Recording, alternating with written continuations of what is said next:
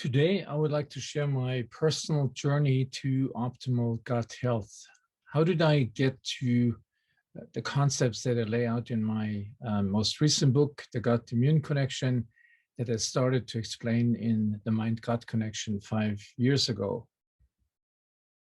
So let me start out with the problem that I realized being a gastroenterologist, being a physician, and following the current healthcare epidemic.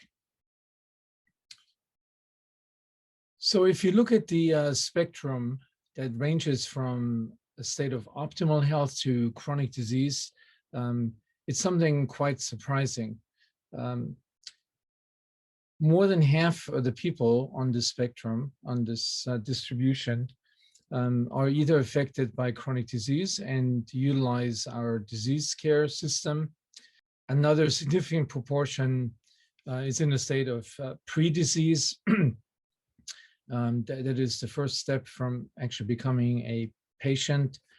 And only about half of the patients fall into the category of health, the majority in suboptimal health, and only a very small portion this category of optimal health. I explained the definitions of these different categories in my book, so I won't spend much time on this now. But what we're obviously interested in is the health optimization and the prevention of disease, rather than spending all of our efforts and money on treating and slowing chronic disease processes.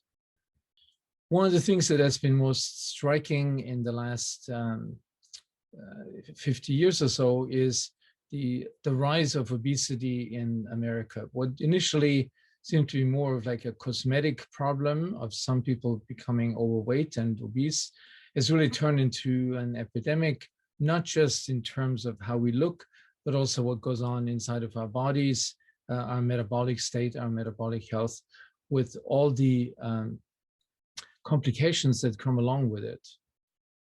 So this is what I mean with the complications. Our metabolic health or our gut health, the two of them are very closely related. Again, I explained this in detail in my book, and we'll show one slide here in a minute to illustrate it.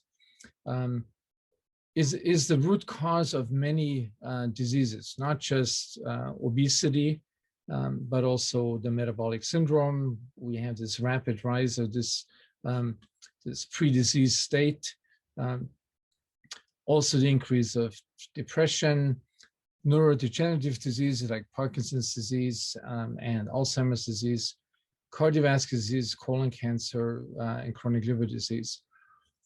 All these diseases have been rising over the last 50 to 75 years. Some faster than others. Many of them have started now to show up in younger age populations.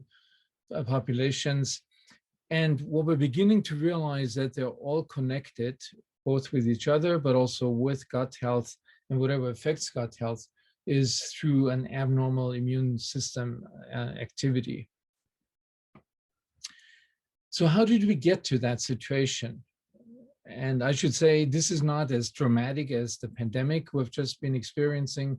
This is something more silent that people don't necessarily talk about. If you pay attention to it, you will see that the average individual in the US and other Western states has moved into a direction of overweight and obesity.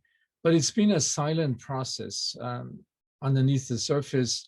There are major things going on. And so there have been dramatic changes over the past 75 years, and factors that we know now today have a major influence on the gut microbiome and downstream effects of the gut microbiome changes.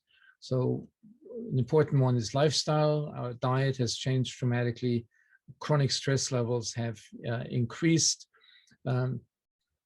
So a lot of changes has happened in the way we practice hygiene. Obviously, in many ways, a good thing. On the other hand, we have been keeping a exposure of our gut microbiome to normal environmental stimuli that are important for training both the microbiome and the immune system. And then our medical practices with extensive vaccinations, and particularly the excessive antibiotic use for diseases that really don't require necessarily antibiotic because they're viral. So this has led to a state that we call dysbiosis, an altered balance and distribution of gut microbes inside of microbes inside of our gut. These gut microbes are very adaptable to any environmental changes, and therefore reflect these changes in a pretty dramatic way in terms of decreasing diversity and richness and change in their relative abundances. Because the microbes are in such close interactions with our gut, and with gut, I mean the immune cells in our gut, the nerve cells in our gut, the hormonal cells in our gut, this has led to a mismatch between these rapidly adapting microbes and the gut, particularly the immune system in the gut, with a chronic activation, low-grade activation of the immune system. In the gut, we have about 70% of all our immune cells in the gut. And finally, what this has resulted in, that we have a low-grade systemic immune system activation that has affected or can affect all organs within our body, including the brain, the liver, our digestive system as well. So let me say one more word about the metabolic endotoxemia, or the state of chronic immune activation that spreads throughout our body. It is initially caused by this mismatch of our gut microbiota, our gut microbiome, with the systems in our gut. And one illustration of one of the major factors is clearly has to do with diet. So this is a cross-section through our gut, the lining of the gut with these epithelial cells. Underneath, just microns away, the immune cells, 70% of our immune system. And this is separated from the microbes, from 40 trillion microbes that live inside our gut, by two barriers: a mucus layer, a healthy mucus layer, and tightly interconnected cells that make the lining of our gut. This is the state in a healthy diet, probably the state that's not seen in the majority of patients that live today in the US. Much more likely, you will see something like this shown here, which is a consequence of eating the standard American diet or being under chronic stress. Both of them have actually a similar effect on this gut system. A decrease in the diversity and abundance and richness of the gut microbes, a thinning of this mucus layer. So now the microbes can actually come in touch with some immune cells that extend into the mucus layer. These immune cells signal this, send a warning signal to the main immune system underlying the gut surface, activate these cells, and lead to a state, as I mentioned, that's called metabolic endotoxemia. This can also lead to a loosening of the tight junctions between the cells that form the gut lining, and now intact microbes or the inflammatory mediators can pass through or translocate it through the gut wall, and again, activating the immune system. Now, what happens with this metabolic endotoxemia? So depending on the genetic risk that somebody has for any one of these diseases, this metabolic endotoxemia or systemic immune activation greatly increases the risk for a range of these diseases, ranging from depression to colon cancer to Alzheimer's disease and metabolic syndrome. So much of the detail, the scientific detail of this rapid overview that I just gave you about our gut health, the systemic immune activation, the leaky gut can be found in the Gut Immune Connection book. But what you can't find there is a few points about my personal journey. How did I get to the point that I got interested in studying this aspect of health, and how did I get to write 2 books on this topic? So I was born in a small town in southern Germany in the foothills of the Alps. There's been a long family tradition of making and enjoying sugary foods because my parents, or my dad was in the 6th generation of confectioners, a business that makes delicious chocolates, cakes, and other sugar-packed foods. So it's not the healthiest diet to start with. Just a couple of shots from a long time ago when this business still existed. I was supposed to take over that business from my parents, which I decided not to do in the last minute. But I always like to go back in the history. For example, looking at my grandfather, when he got his training in this confectioner's business, he trained in prestigious institutions. This was a fairly serious training where he ultimately got a master's degree in this profession. He also trained in a place in Nice, France, to specialize in chocolate making. And then he greatly enjoyed making these decorations that often ended up on wedding cakes or other, for other festivities, made exclusively out of sugar.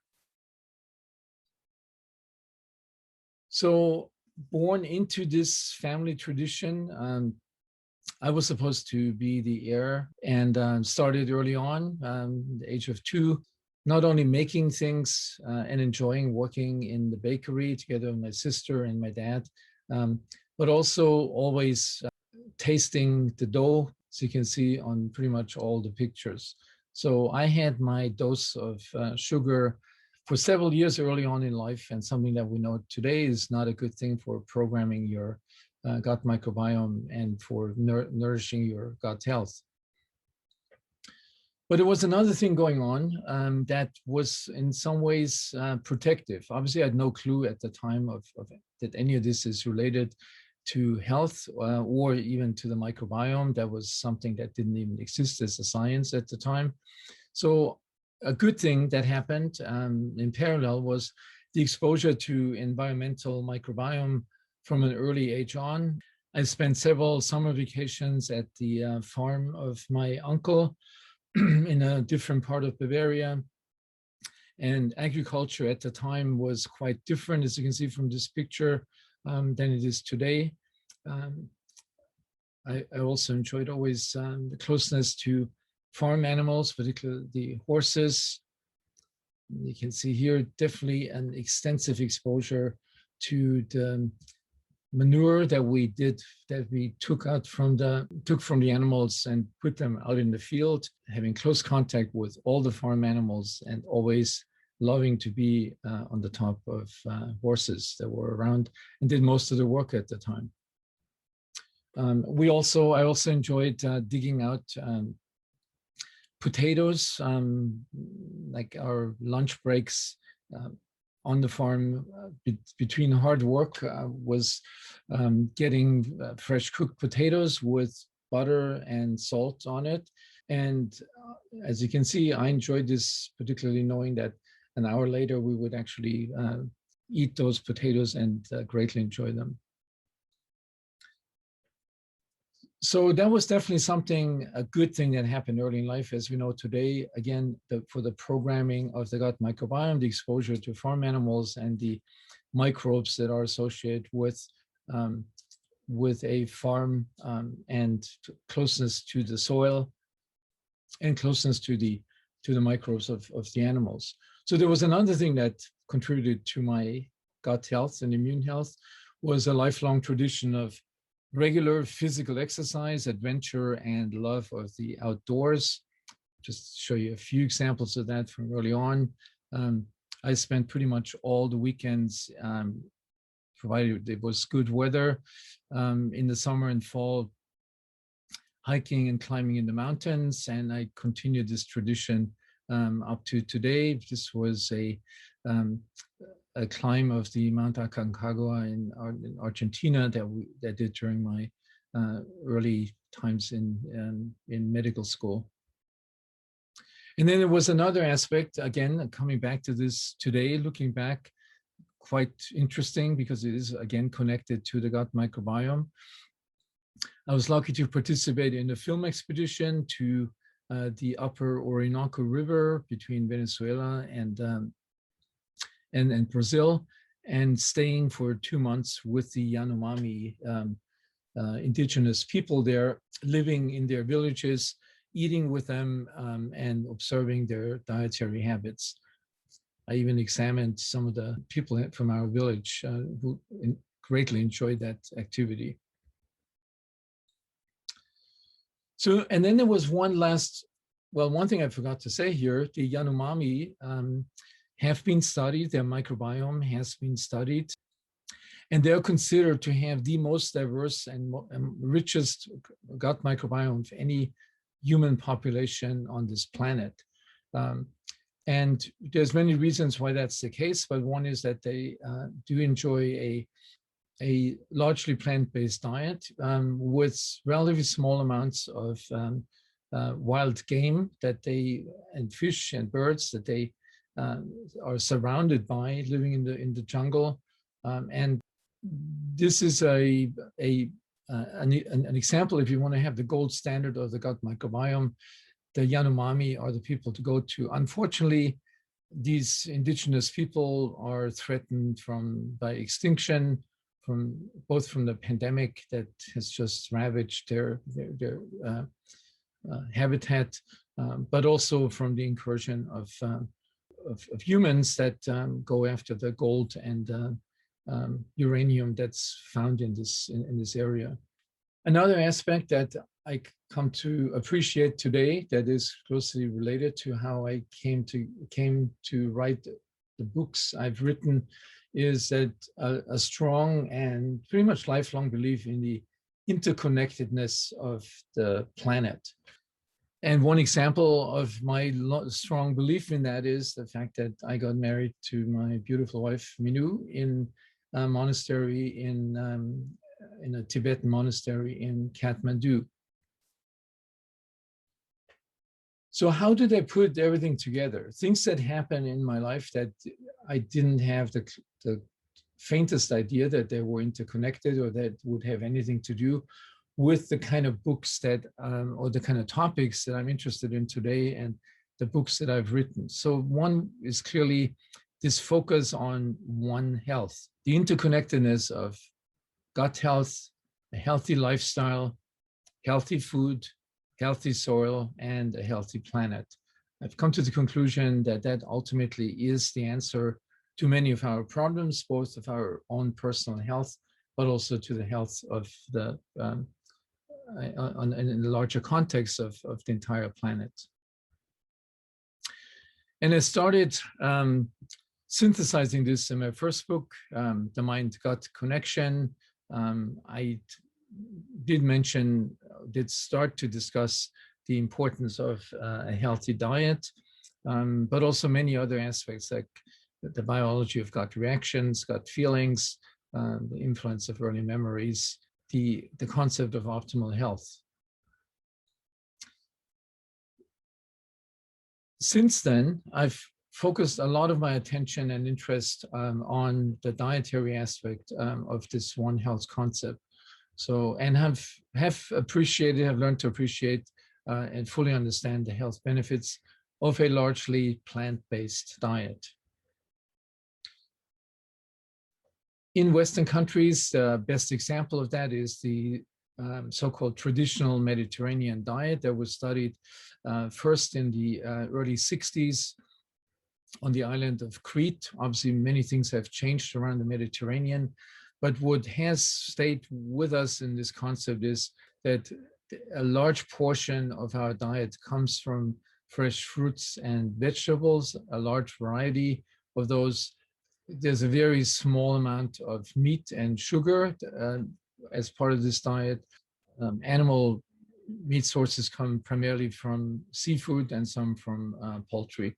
And there's also a very important concept that was mentioned by the earliest scientists that studied the health benefits of this diet. It's the something that addresses the mind and body being physically active and enjoying social interactions around food intake. And we know now many reasons why this diet is healthy, why it's beneficial for our gut microbiome, our gut health, and why it's anti-inflammatory. So this kind of diet is not just healthy and for us and tasty. Most people like this kind of diet. It's not something that you have to force yourself to eat. But it's also important that this is something that has been proposed that is essential for a healthy planet. So the healthy diet from sustainable food systems around the world. A really eye-opening report came out from the so-called Eat Lancet Commission that makes the case for the benefits of such a diet for our own health and for planetary health. So how can you learn more about the brain-gut-microbiome-immune interactions that I've mentioned in my presentation now? There's a very easy way. You can just go order the gut-immune connection. This book really builds on what I've published before in my first book and takes it from gut health and brain health all the way to planetary health. You can also go to my website and sign up for the bi-weekly Mind-Gut Connection newsletter.